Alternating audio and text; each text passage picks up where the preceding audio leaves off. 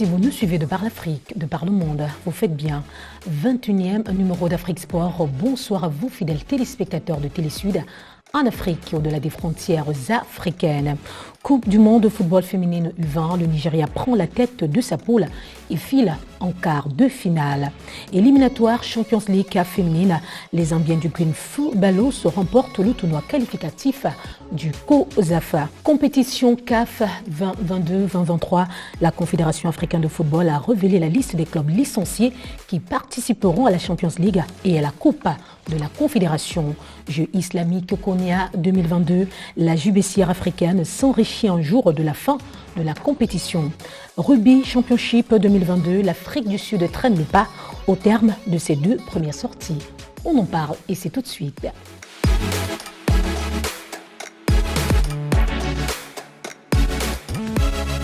Le meilleur de l'actualité sportive de l'Afrique, c'est Sud et le Sud. Une fois de plus, bonsoir à vous, amoureux du sport, de par l'Afrique, de par le monde. Bonsoir, Fidel Castro. Bonsoir Marceline, bonsoir également aux nombreux téléspectateurs de Télésud.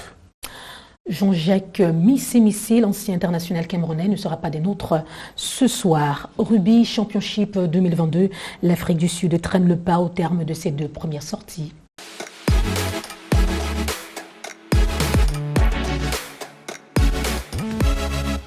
La 10e édition du Rugby Championship de l'hémisphère sud a commencé le 6 août. Déjà, le représentant africain présente les résultats incertains.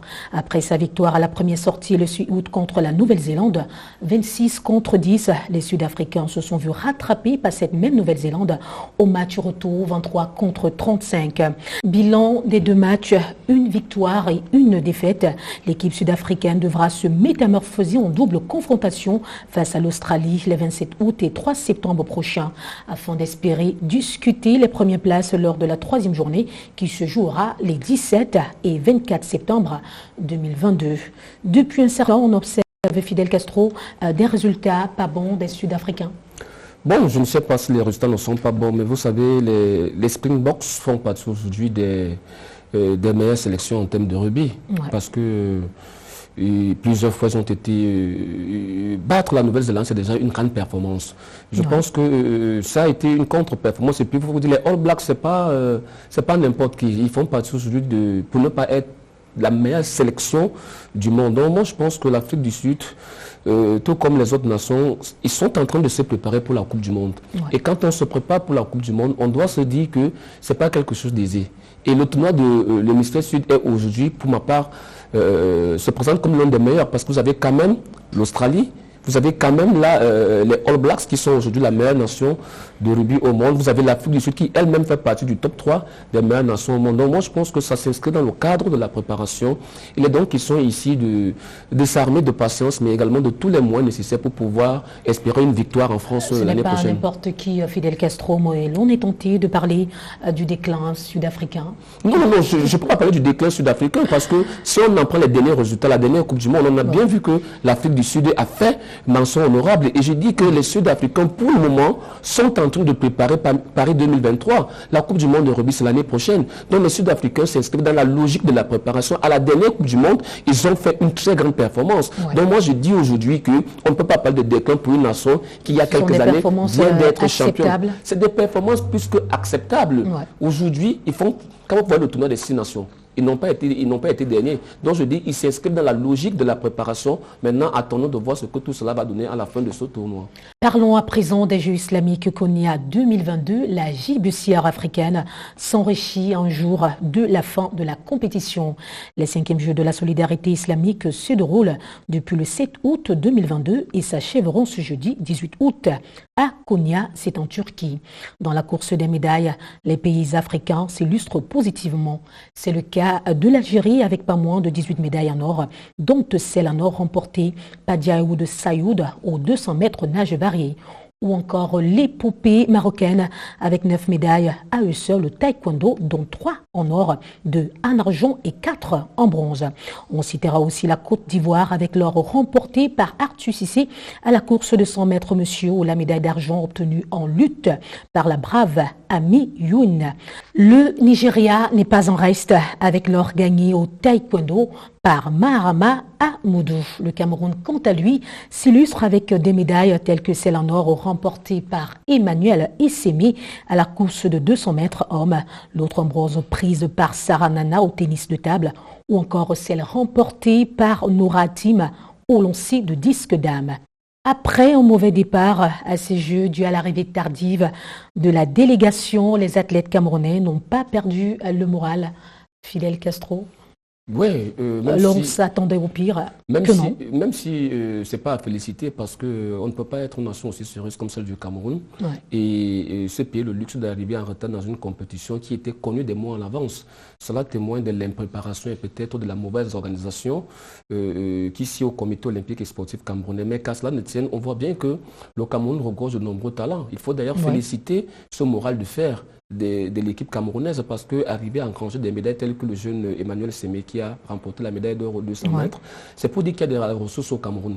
Et lorsque vous voyez comment les résultats sont tombés, il va sans dire que si cette équipe avait eu les moyens nécessaires, si cette équipe s'était mieux préparée, si le voie s'était mieux déroulé, peut-être à longtemps espéré, peut-être on devait avoir de meilleurs résultats que ce qu'on a aujourd'hui. Donc c'est une leçon qu'on doit tirer parce que n'oubliez pas que ce soit les Jeux islamiques qui sont en train de se dérouler, encore d'autres compétitions, tout cela rentre dans le cadre de la préparation des Jeux olympiques. Parce que vous deviez le savoir que ces Jeux-là, ces compétitions dites mineures permettent d'engranger des points pour pouvoir se qualifier pour les Jeux olympiques. Oui, vous permettez à Fidel Castro, et vous l'avez si bien dit tout à l'heure, l'Afrique regorge de nombreux talents. On le voit avec la progression des Jeux. C'est une Afrique qui évolue en termes de médailles.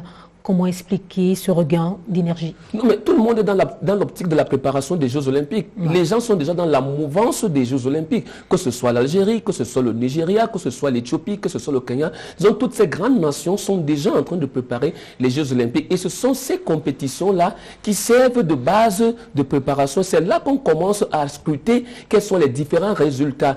La team algérienne, qui marque efficacement sa notoriété et challenge le classement du top 10. On se souvient que l'Algérie était au 4e. L'Algérie qui était 4e au classement général lors des derniers Jeux méditerranéens. C'est une régression, une progression de l'Algérie d'après vous, Fidel Castro? Non, on ne va pas dire régression, mais on va plutôt dire que c'est une progression, parce que dans certaines disciplines, on voit bien que l'Algérie a fait des progrès. Donc, comme je le dis aujourd'hui, tous ces compétiteurs-là sont là pour préparer les Jeux olympiques. Chacun va pour gagner sa place, chacun va pour pouvoir se qualifier. Parce que je dis, le système, notamment dans les sports individuels, le système de qualification dans le ranking mondial, on ne prend que ceux qui sont les mieux classés. Et le football qui n'est pas du tout en reste. Compétition CAF 2022-2023, la Confédération africaine de football a révélé la liste des clubs licenciés qui participeront à la Champions League et à la Coupe de la Confédération.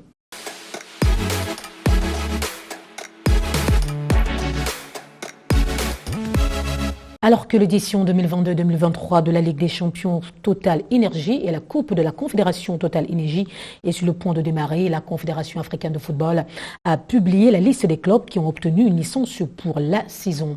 Cette annonce fait suite au succès du séminaire sur les licences des clubs organisé par la Confédération africaine de football en Égypte au Caire il y a 15 jours. Les associations membres, les ligues, la FIFA et les confédérations sœurs se sont réunies pour discuter de la feuille de route du système de licence en Afrique. Au cours des dernières années, le système de licence de club en Afrique a franchi des étapes impressionnantes qui ont permis d'améliorer le football de club sur le continent. Chaque année, la Confédération africaine de football, en collaboration avec les associations membres et les ligues, s'engage dans un processus de licence qui se concentre sur l'amélioration du football de club. L'analyse et l'audit des clubs est basée sur 5 piliers sportifs, infrastructures administratives et liés au personnel juridique et financier. Pour cette nouvelle saison, la date limite de soumission à la Confédération africaine de football de toutes les décisions et documents pour les clubs participants était le 30 juin 2022.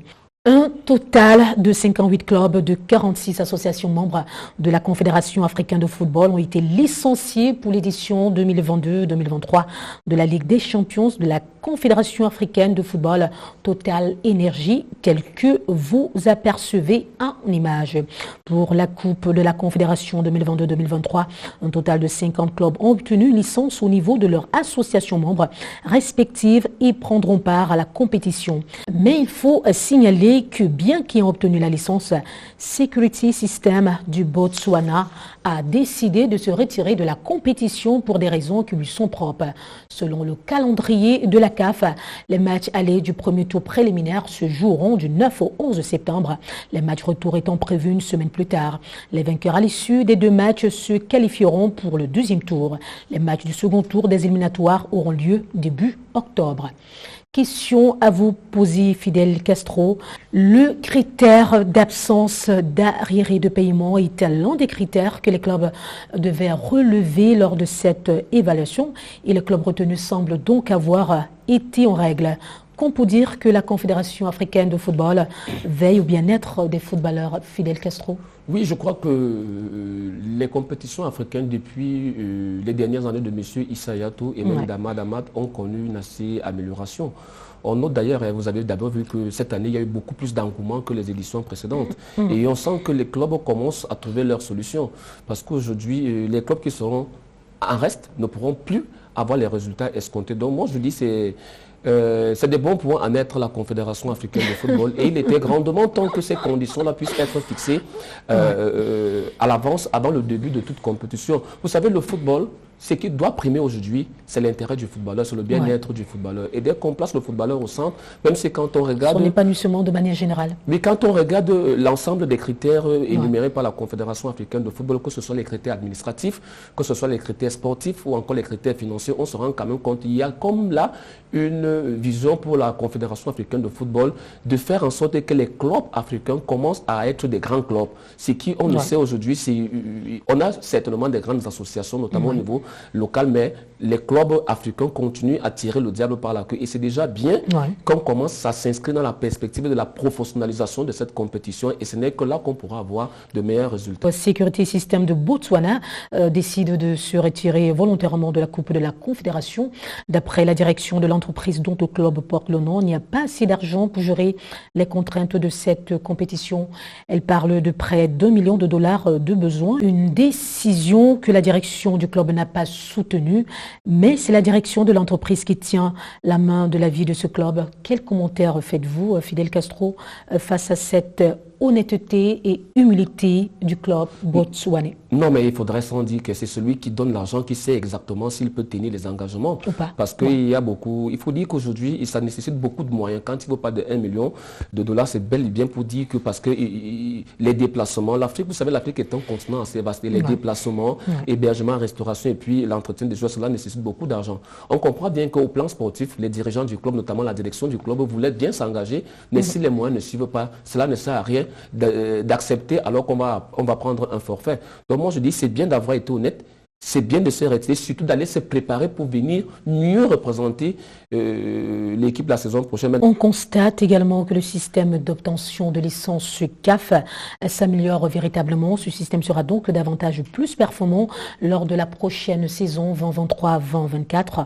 où le processus de licence se fera entièrement par voie électronique via la plateforme en ligne de licence des clubs de la CAF. On se demande bien pourquoi en interne au sein de certaines fédérations, l'obtention des licences reste toujours un calvaire. Beaucoup de fédérations aujourd'hui sont dans l'amateurisme total parce que depuis la mise en place du système TMS, parce que ce système vise à quoi? Ce système vise la sécurisation de la licence. Parce que la licence était devenue, je me souviens au Cameroun, c'était une histoire de papier et puis ça changeait le matin. Vous voyez un joueur qui est né le matin à 10h et puis à 14h, il a changé d'acte de naissance et puis à 18h, il est devenu une autre personne. Maintenant, comment il fallait-il faire pour sécuriser la licence? C'est pour ça qu'on a donc employé le TMS qui aujourd'hui est un véritable, je ne veux pas dire une véritable révolution, mais cela permet quand même aujourd'hui d'éliminer un certain nombre de désagréments qu'on avait constatés et surtout de sécuriser la licence qui aujourd'hui est un document essentiel pour la carrière d'un footballeur et notamment pour les fédérations, parce qu'il va falloir le dire, c'est que c'est là où les fédérations peuvent aussi engranger un certain bénéfice financier.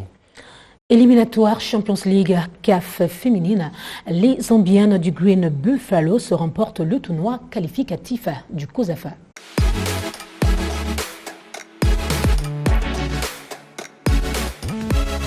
Les Green Buffalo de la Zambie ont remporté samedi dernier les éliminatoires de la Ligue des champions féminines de la Confédération africaine de football dans la zone COSAFA qui regroupe les pays de l'Afrique australe. C'est un score de 6-5 après tir au but au terme d'un match nul vierge.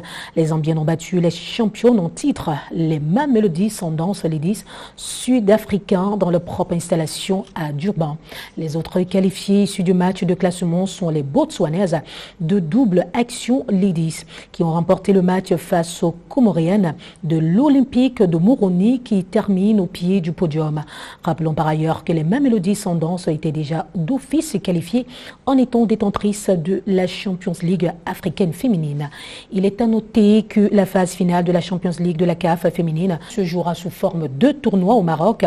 Les dates exactes seront connues ultérieurement. Bien que d'office à cette phase finale, les Mamelody Sundowns voulaient confirmer leur suprématie, mais la redoutable équipe zambienne des Green Buffalo a démontré que match n'est jamais gagné à l'avance. Pour ceux qui ont observé cette équipe zambienne, notamment l'équipe nationale, on l'a vu, qui s'est brillamment qualifiée pour les Jeux Olympiques. Ouais. On l'a également vu qui vient de terminer au pied du podium de la dernière Coupe d'Afrique des Nations parce qu'éliminée simplement en demi-finale. Elle est d'ailleurs qualifiée pour la Coupe du Monde. Donc, il faudrait dire que cette équipe zambienne commence aujourd'hui à montrer qu'il faut compter sur elle pour les échéances en Afrique. La Coupe d'Afrique est là, elle vient de faire un très bon parcours, d'ailleurs elle a terminé 3e en battant le Nigeria. Et de l'autre côté, la voilà également qui vient de se qualifier en battant une équipe sud-africaine. Maintenant, si vous le permettez Marceline, est-ce que l'Afrique ne peut pas nous proposer autre chose que le Maroc? La prochaine CAN au Maroc, la Champions au Maroc, voilà. Ça commence à faire un peu trop. Il a d'ailleurs fallu les tirs au but pour départager les deux équipes, qu'on peut dire que cette équipe zambienne sera surveillée de très près pendant cette Champions League.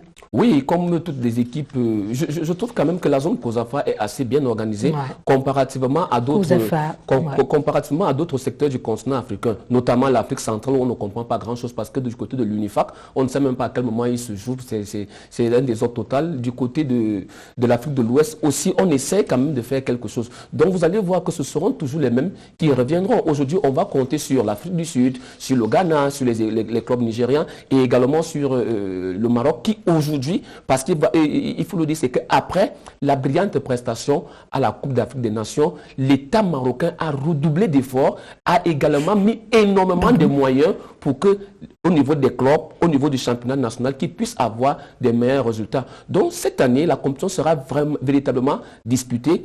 Espérons que l'Afrique du Sud, notamment les Mamelody Sundowns, ne vont pas privatiser le trophée parce qu'il faudra bien compter sur les autres nations que sont la Zambie et peut-être les clubs marocains. La 10e édition de la Coupe du monde féminine de football des moins de 20 ans 2022 se déroule du 10 août au 28 août 2022 au Costa Rica. L'Afrique est représentée par le Nigeria et le Ghana. Le Nigeria se trouve dans la poule C avec la France, la Corée du Sud, le Canada, alors que le Ghana nage dans la poule D en compagnie du Japon, des Pays-Bas et des USA. Avec deux défaites en 2 matchs, 3-0 contre les USA le 11 août et 2-0 contre le Japon le 14 août dernier. Les Ghanéens joueront pour l'honneur le 18 août contre les Pays-Bas. Par contre, les Super Falcons du Nigeria damnent leur adversaire avec 2 victoires en 2 sorties. En effet, le Nigeria a remporté 1-0 face à la France le 12 août. Le même score a été réédité face à la Corée du Sud le 14 août dernier. Avec ces 2 victoires, le Nigeria est déjà qualifié pour les quarts de finale et actuellement premier de sa poule avec 6 points, suivi par la France qui compte 3 points. Cependant, les Nigérianes devront confirmer leur suprématie le 18 août prochain face au Canada à l'occasion de la 3e sortie des matchs de poule. Question à vous poser, Fidel Castro. 2 représentants africains au départ et un seul passe au second tour. 50%, quel commentaire faites-vous? Bon, c'est pas nouveau. On sait tous que dans les grandes compétitions, les pays africains dépassent difficilement le premier tour. Et pour quelle raison les raisons sont multiples. Et la première d'abord... on parlera encore de formation Non, la première d'abord, l'impréparation. Les pays africains ne se préparent pas très bien.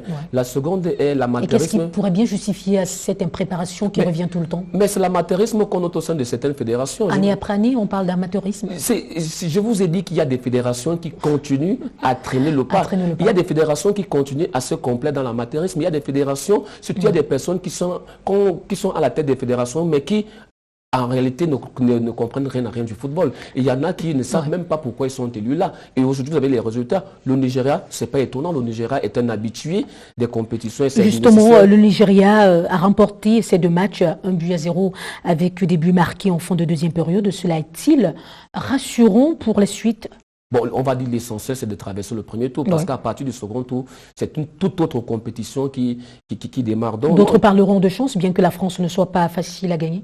Non, on ne peut pas parler de chance, parce que quand on est dans une Coupe du Monde, on ne parle pas de chance. Quand on va dans une Coupe du Monde, vous le pensez? Mais bien, nous sommes dans le football, c'est une question de stratégie. Que la chance non, vous savez, c'est vrai que nous sommes des Africains, mais je ne crois pas beaucoup plus au facteur Rien à voir avec l'Afrique. Non. On a souvent vu des rencontres où on porte à croire qu'une équipe va gagner et à la fin, c'est le contraire. C'est vrai que parfois, on a besoin d'un coup de pouce, parfois... on aura beau été performant, il y a des jours où le sel est avec vous, il y a des jours où le sel n'est pas avec vous, parce qu'on peut avoir la meilleure équipe. Dans ce sens, on pourra parler de chance. Toutes les occasions nécessaires, mais à la fin, le ballon ne finit pas par rentrer dans les filets.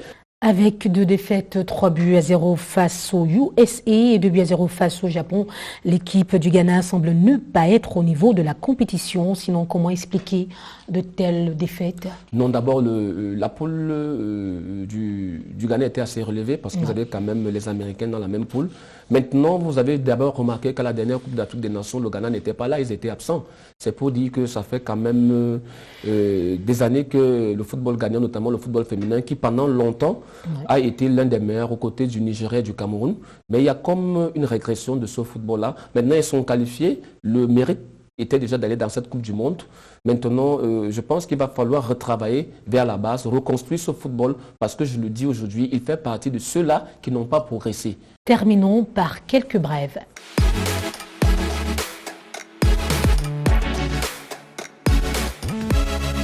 CAN U23, le tirage au sort des éliminatoires de la prochaine Coupe d'Afrique des Nations U23 Total Énergie Maroc 2023 aura lieu le 18 août 2022 à 13h, heure du Caire. La CAN U23 est prévue en juin 2023 au Maroc et elle servira de tournoi qualificatif pour les Jeux Olympiques d'été Paris 2024. 39 associations membres sont engagées. Le Maroc est automatiquement qualifié comme hôte du tournoi final. Les 38 autres équipes joueront les qualifications. D'après le calendrier de la Confédération africaine de football, le premier tour se jouera du 19 au 27 septembre 2022, le deuxième tour du 21 au 39 octobre 2022 et le troisième tour se jouera du 20 au 28 mars 2023. Cameroun, le choix de l'équipementier One All Sport crée une vive polémique.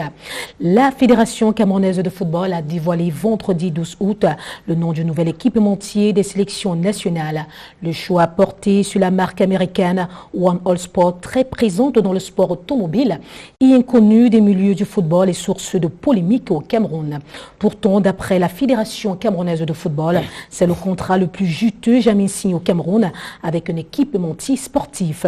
Entre le côté lucratif de ce contrat au profit du Cameroun, annoncé par la Fédération, et le mystère de n'avoir pas dévoilé les chiffres, une tranche de la population s'indigne sur le choix de ce partenaire que les Camerounais ne connaissent pas autant. Espérons que la clause de confidentialité sera mise de côté lors de la signature prochaine de ce contrat et les chiffres seront révélés au public afin de le rassurer des bienfaits de ce partenariat. Fidel Castro, vous collez un mot à cette actualité? Oui, je vais d'abord saluer cette décision parce qu'il était temps qu'on trouve un nouvel équipementier au Cameroun parce que après le désagrément causé par Coq Sportif, on a vu comment les filles étaient habillées lors de la dernière CAN. Je pense que ça a été une humiliation totale pour le Cameroun qui ne méritait pas de descendre aussi bas. Maintenant, s'agissant du nouvel équipementier, il y a toujours un début quelque part, parce qu'il me semble que lorsque Puma arrivait au Cameroun, il n'y avait aucune équipe africaine qui ne portait Puma. Le Cameroun a été le premier pays qui a abhorré Puma. Donc je pense qu'aujourd'hui, une entrée de All Sport est bénéfique. Maintenant, ce qu'il faut regarder, c'est est-ce que la Fédération camerounaise de football va gagner dans ce partenariat? À en croire le communiqué rendu public par le secrétaire général de la Fédération camerounaise de football, ils disent que c'est le contrat le plus juteux. Voilà, si cela fait rentrer... c'est le contrat le plus juteux jamais signé au Cameroun. Alors, on sait que le plus gros problème des fédérations, notamment la Fédération camerounaise de football, c'est un problème de fonds. Si aujourd'hui, il y a quelqu'un qui peut faire rentrer des fonds et que les 10 fonds peuvent profiter au football amateur, pourquoi ne pas accepter? Parce que la première réponse qu'on a faite à Coq Sportif, c'est que Coq Sportif ne reversait aucun sou. Au-delà du fait qu'ils avaient des équipements qui étaient totalement approximatifs, mais également du fait que Coq Sportif était une grande marque, mais on a vu une équipe du Cameroun qui était en haut porté Coq Sportif, en bas porté Puma.